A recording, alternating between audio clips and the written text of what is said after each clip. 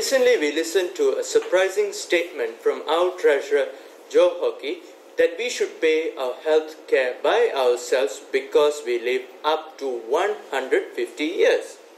Our opposition leader, Bill Shorten, claimed on this statement saying that this is a cerebellian moment for Joe Hockey, and it is remarkable for a child today to live up to 150 years. Today we will have a short discussion on the views and the issues associated to the changes to our healthcare system. The current government policy of cutting back on rebates and introduction of co-payment has resulted in stiff opposition. This is more so among the doctors, even though they are generally a political force.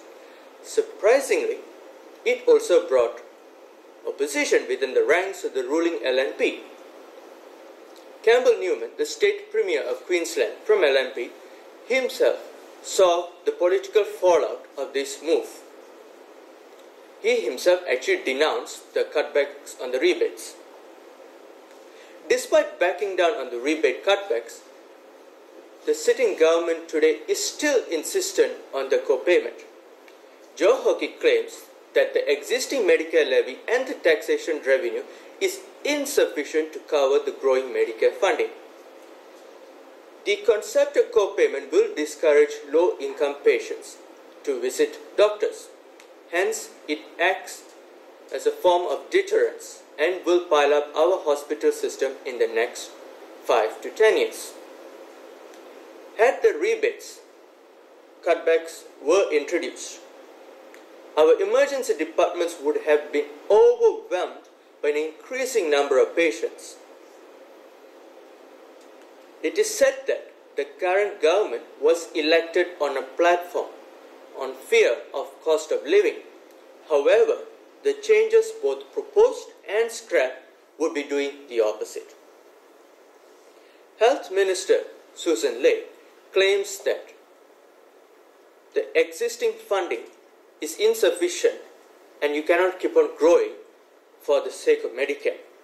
However, a study from the Australian Institute of Health and Welfare, a government-owned agency, stated that the health expenditure growth is at a record low in the past 30 years. Investing in GP now instead of a GP tax ensures the Australian healthcare burden in future not to be high. In terms of taxation revenue, the Australian government needs to have a full appreciation of how much money it is earning and where it is coming from.